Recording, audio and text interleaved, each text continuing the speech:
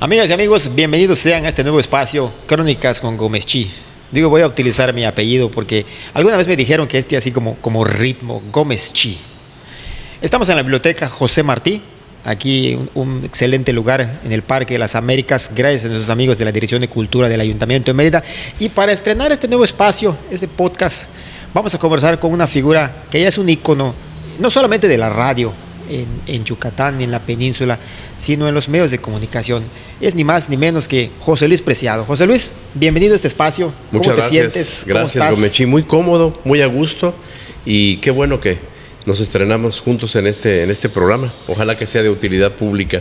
Y yo creo que sí. Yo quería invitarte, desde un principio pensé en ti porque tienes una larguísima carrera de 38 años en los medios de comunicación y 25 ya en el tema de noticias de la radio. Y traes una larguísima experiencia porque has pasado de la generación análoga a la generación digital. Pero primero, ¿quién es José Luis? ¿Cuándo empezaste en la radio? ¿Por qué empezaste en este tema de la radio? ¿Qué te atrajo? Fíjate que siempre me ha atraído la radio. Mi padre pierde el oído y le compramos un pequeño radio. Le compraron mis hermanos que tenían la adquisición económica para ello, un radio, y él lo escuchaba a todo volumen por las noches. A partir de criarnos en ese ambiente rural, soy de rancho, de gente de campo, de condición muy baja económicamente hablando, y mi papá, cuando encendía su radio, le subía todo el volumen para escuchar Chucho el Roto, Calimán, La Tremenda Corte, todo lo que había en la radio. Estamos hablando de los mexicana. Inicios de los 70, 60, 70. Estamos hablando de los 60, 70, esa transición, ¿no? El mundo era muy distante, la radio nos acercaba de una manera excepcional y yo dije, quiero estar en ese aparato un día. ¿Te imaginabas? Me imaginaba. En ese tema metido, ¿cómo era posible? Me imaginaba, pero con otra imaginación, la de un niño de 7, 8 años de edad, que pensaba que era meterse al radio y tener un micrófono, un espacio, y que la gente, nanitos, gente pequeña, te estuviera pasando las palabras para que tú las dijeras al aire. Y casi nadie se realiza de grande lo que sueña de niño. Tú sí, ¿no? Yo nunca perdí el norte en ese sentido. Siempre quise ser locutor de radio. Siempre quise, no locutor de radio, hablar en radio. Hablar en la radio. Era mi tema. ¿Y tenías alguna idea de cómo era? No, de hecho tengo un cuñado que es locutor de radio en Guadalajara.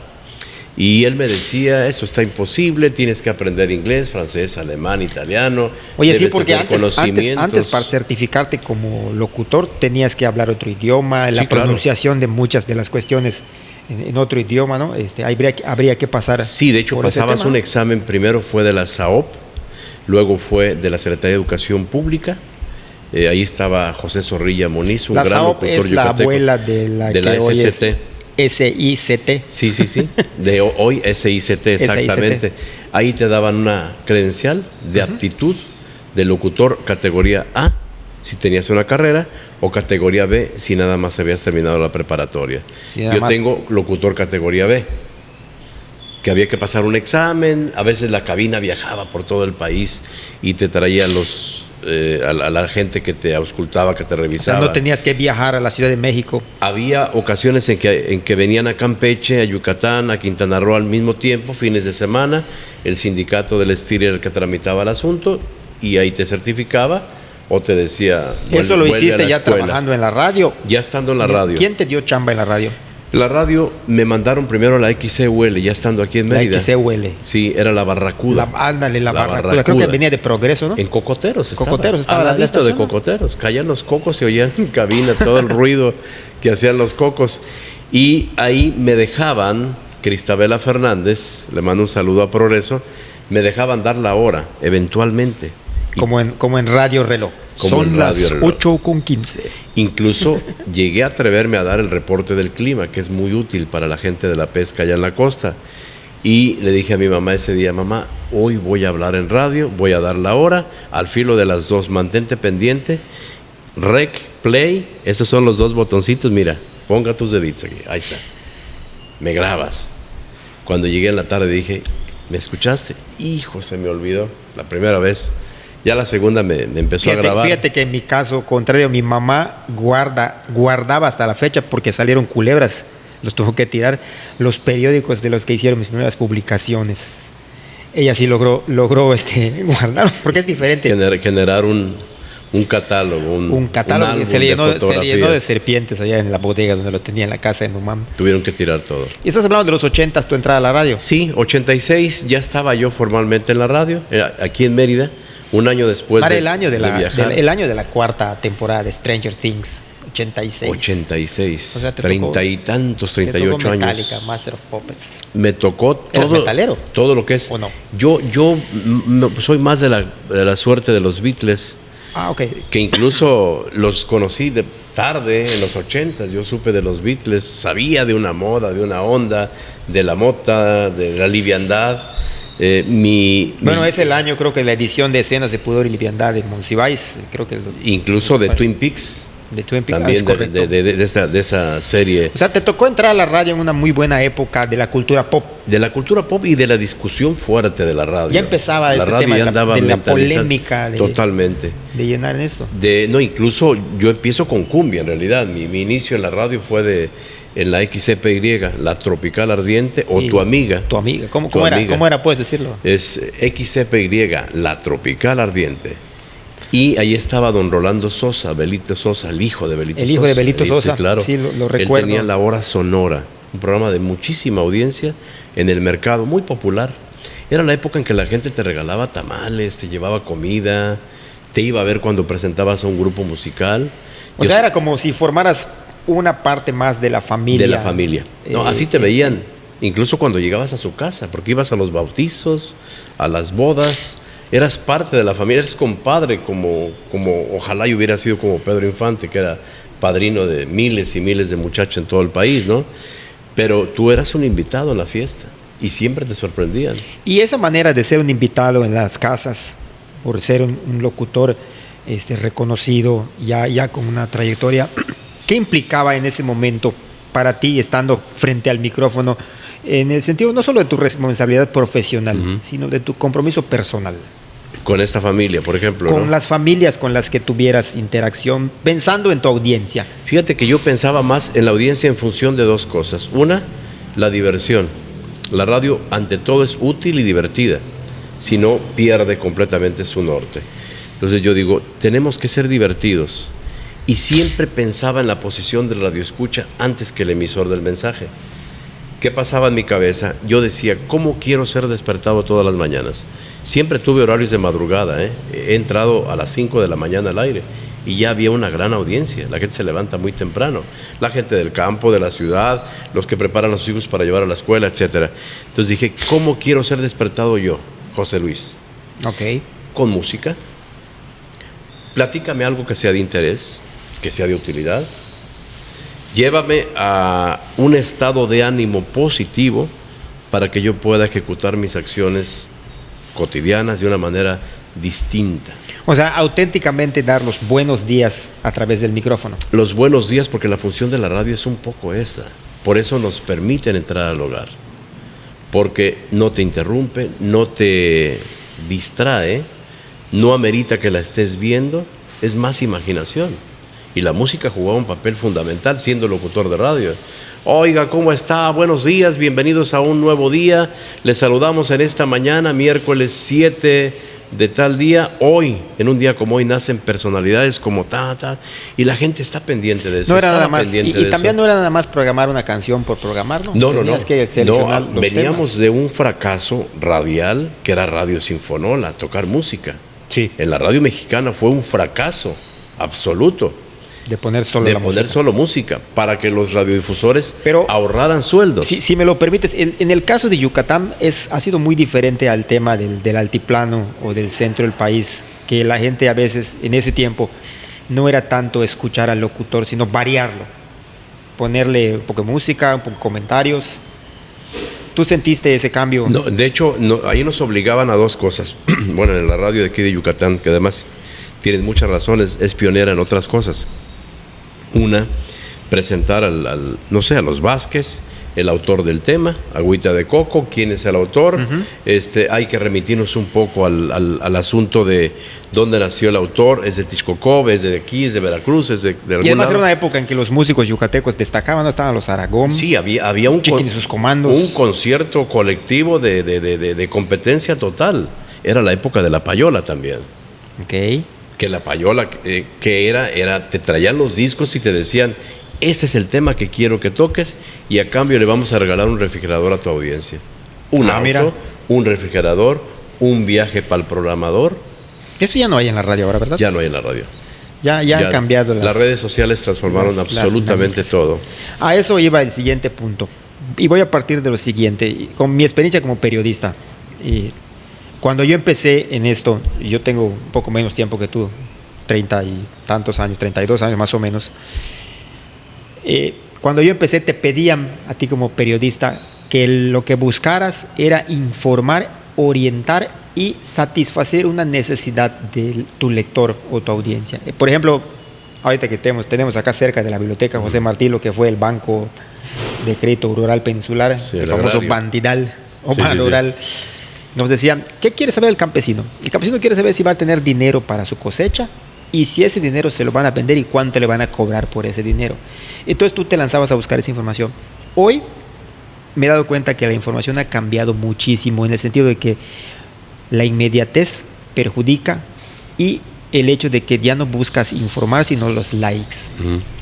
¿Tú cómo ves el tema ese? La inmediatez perjudica enormemente al contenido y un locutor de radio o un conductor de un noticiero se convierte también en un buscador de likes. un likeero. Esa es una realidad absoluta. Pero ahí apelas un poco a la experiencia de la fundación de la radio en México, que ha sido básicamente, te decía, de utilidad pública y de acompañamiento y diversión, entretenimiento, etcétera. En la utilidad se da incluso que hasta los comerciales pueden ser útiles, porque te llevan al lugar en donde está más barato el tomate el día de hoy, Sí. al anunciar las ofertas en la radio misma. Sí, En la información, como bien comentas, dónde van a distribuirse los apoyos para los pescadores en la costa, correcto. tiempo de quemas, tiempo de esto, tiempo de cosecha, fieles difuntos, dónde va a ser la fiesta patronal. La radio va acompañando todas las tradiciones populares. Acompañamos sobre todo. esa temporada con la que se maneja la gente, ¿no? Época de carnaval, ahorita estamos en el verano, Sí, sí, sí. están terminando las clases, vienen las vacaciones. Incluso se preparaban las campañas con mucha anticipación. Tú, por ejemplo, ahorita estamos en julio y preparabas ya Septiembre. Ismaquil, Xmacuil. las fiestas patrias, Ismaquil, ya preparabas fieles difuntos, la Navidad misma, O sea, eran como las switches campañas, que sí, bajabas y claro. subías, ¿no? Tú ibas subiendo y bajando y tenías a tus creativos trabajando en las próximas campañas. Pero ante todo era utilidad pública para ser escuchados y diversión para ser consumidos. Y ahí venía ya el costo del comercial. Y las redes sociales, este año, el 3 de mayo pasado, que fue el Día Mundial de la Libertad de Prensa, el tema de la reunión que se hizo en Uruguay era cómo la tecnología nos ha impactado a los que hacemos medios masivos de comunicación. ¿Tú crees que han desaprovechado las nuevas generaciones la tecnología o la han usado distinto? Yo creo que es un uso distinto y bien aprovechado, porque hoy tenemos a líderes emergentes que también están causando sensación. Yo siempre he dicho o he pensado, al menos así lo creo, que el contenido siempre va a privilegiar el consumo. Okay. Si tú haces programas de calidad, de contenido, si tienes entrevistas que puedan aportar algo de interés público, siempre vas a tener un alto grado de consumo.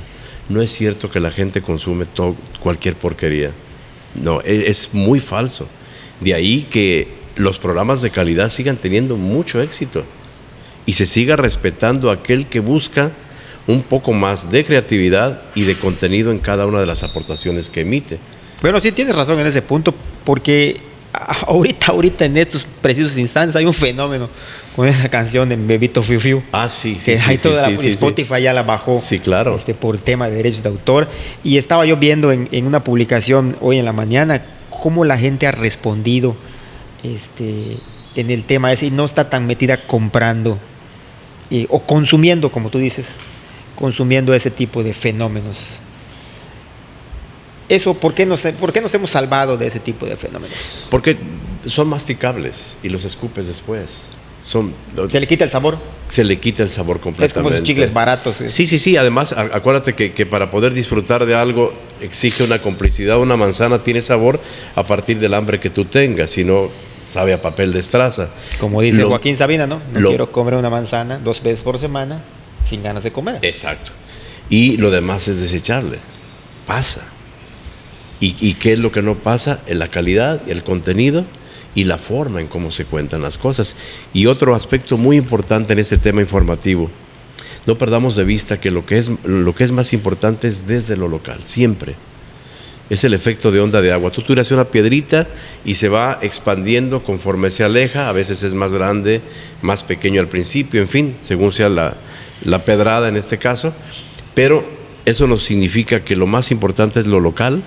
Siempre la gente va a consumir primero lo que le importa alrededor de su cuadra, su ciudad, su pueblo, su estado, su país, y de ahí hacia arriba. No es al revés. Por eso los medios locales que tengan contenido local de calidad, como las crónicas, por ejemplo, muchas gracias. Siempre van a ser los preferidos localmente. O sea, hoy no vamos a partir de la renuncia de Boris Johnson en el Reino Unido, porque es lo último que nos importaría. Es como lo último que nos importa. Lo que nos importaría hoy es que amanezca el foco de la esquina funcionando, que tengamos agua potable. Y que el verano esté garantizado sin sargazo, y que tengamos un buen abasto de agua en la costa, y que en la ciudad se fumigue a tiempo por el tema de los moscos, que llegue a tiempo el apoyo del bienestar. O sea, ese es el efecto de onda de agua. Esa es la función de la radio. Esa es la función de la radio local. Y tú vas a Italia y es la radio local. Tú vas a Buenos Aires y están hablando de los temas locales. Y los exponen de tal manera que parece ser que son los temas del mundo.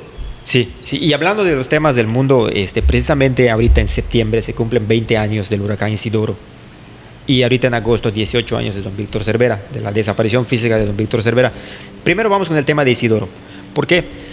Porque fue tal el embate del huracán que tú fuiste el único que se quedó transmitiendo 24 horas. ¿Estoy en lo correcto? Sí, 48 horas. ¿Cómo lo hiciste? Primero, por el tema de la energía eléctrica. Sí.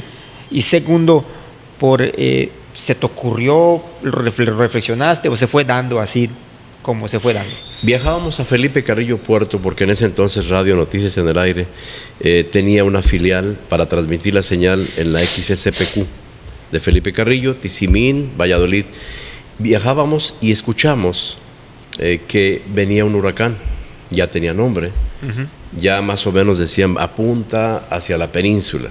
No sabíamos si era Yucatán, Quintana Roo, Campeche, por dónde venía, etcétera. Yo recuerdo había que hubo un poco menos de información, sí. Poca información. Las redes sociales apenas estaban en fase larvaria, ¿no? Sí. Había conexión en internet hacia el Centro Nacional de Huracanes de una manera muy esporádica. La gente ni se interesaba. Ni siquiera la tanto telefonía celular no era tan eficaz, amplia. pero sí había buena comunicación, buenas señales. Y regresamos de Carrillo para cubrir. El ingeniero Bernardo Laris, director general del Grupo Raza, dijo, ¿cómo lo ves? Vamos a regresarnos, no tiene caso ir a Carrillo Puerto y de pronto a lo mejor vernos impedidos en regresar. Ajá. Vamos a regresarnos y armamos un operativo para cubrirlo. Órale, regresamos, armamos algo. Wendy Aguayo, Mauricio Espinosa, Israel Medina, un grupo de Claudia Chablé. Hoy son gente que está conectada en otros medios.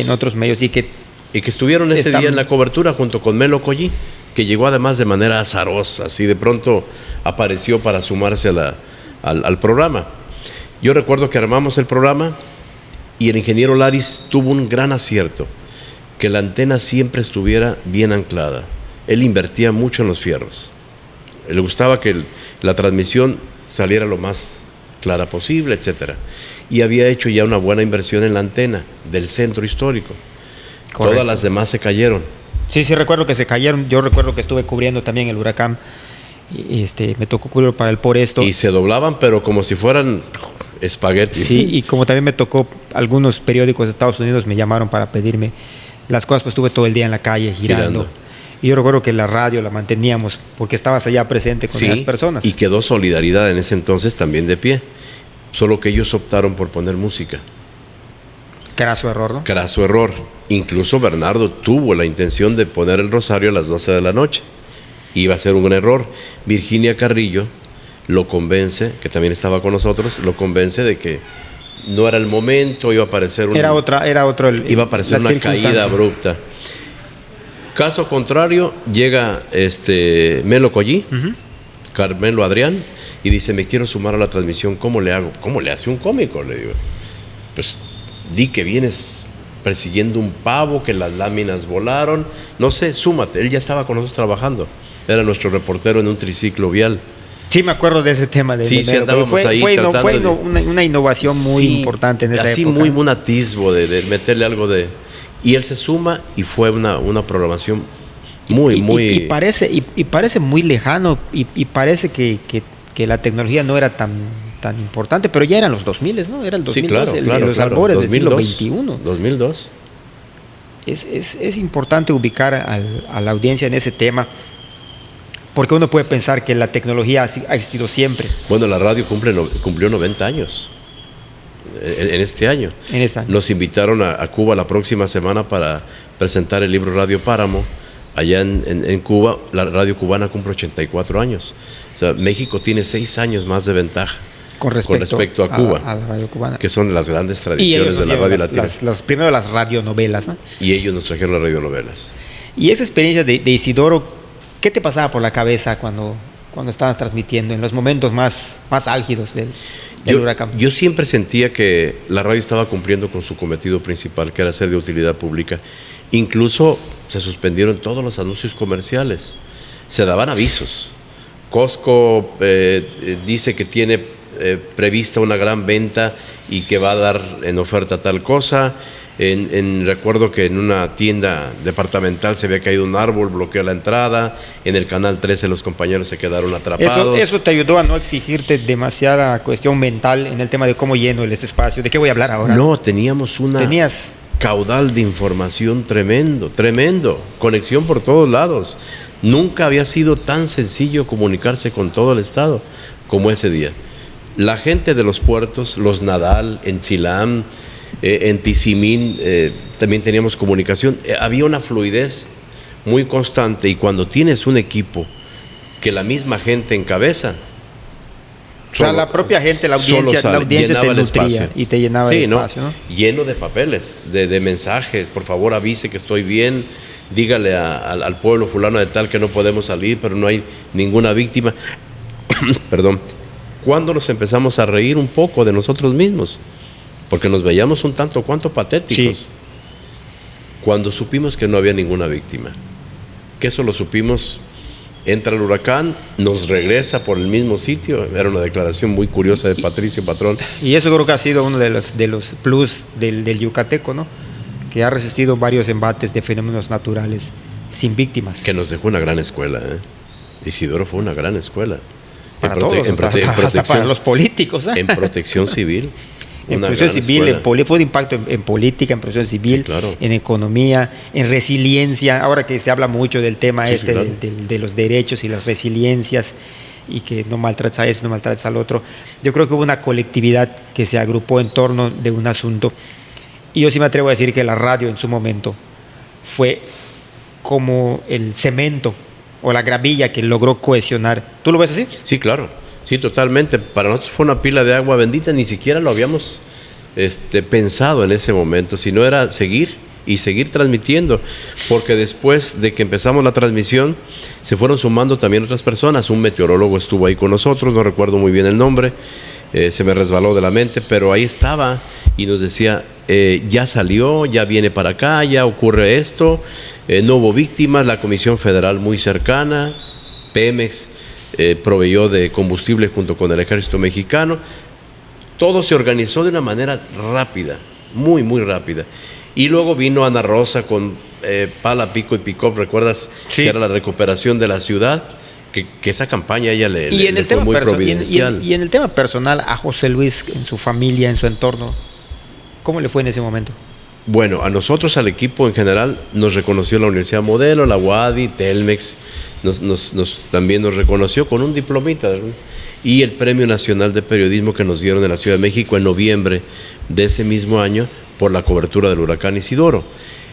Pero nos sirvió mucho para espejear un poco lo que es la radio versus la utilidad pública. Que eso al final es lo que rescata, yo diría que esa transmisión, y en el respeto y la confianza por la cobertura de fenómenos. Te dejaron trabajar en ese momento y gracias a eso pudiste hacer lo que hiciste. Una total libertad, que ya luego no se dio en raza y tuve que emigrar con todo y Chivas a Radio Fórmula. Ya serían otros temas.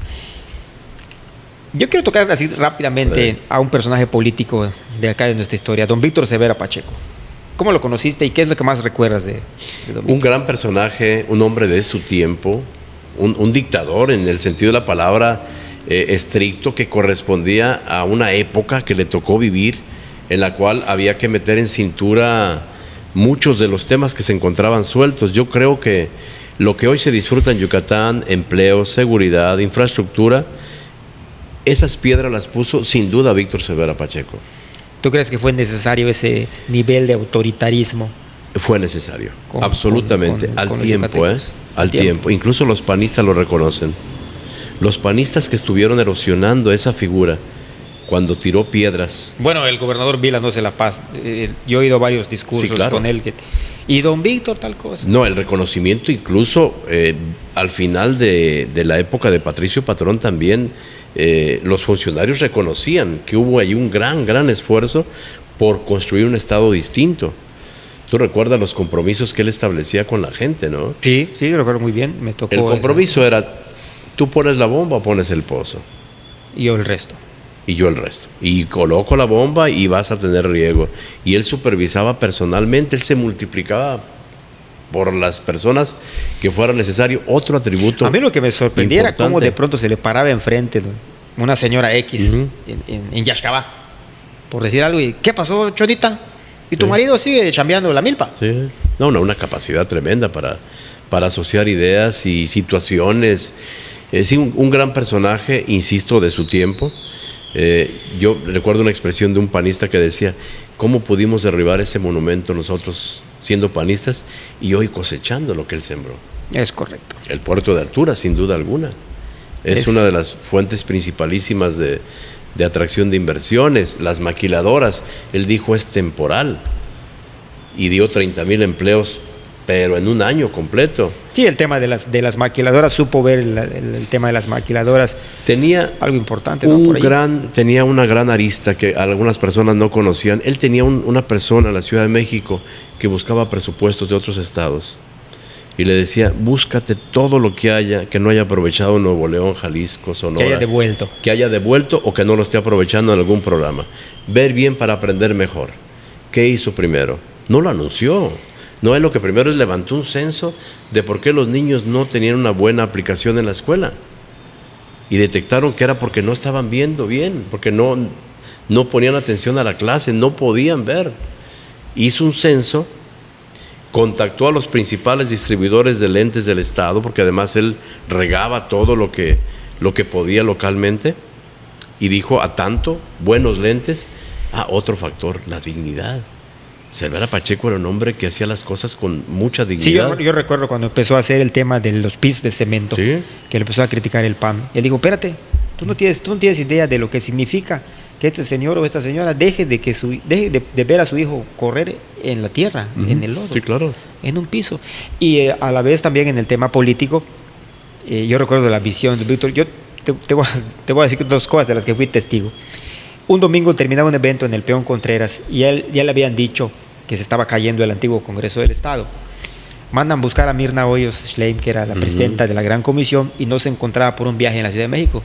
Y el único diputado a la mano era Rolando Zapata Bello. Vamos, Zapata, le dice, vamos a ver el Congreso. Ya que recorren todo el Congreso, en el estacionamiento, le dice a Rolando Cervera, pues ¿sabes qué? Mi estimado Zapata, no hay nada que hacer. Vamos a hacer lo que se pueda.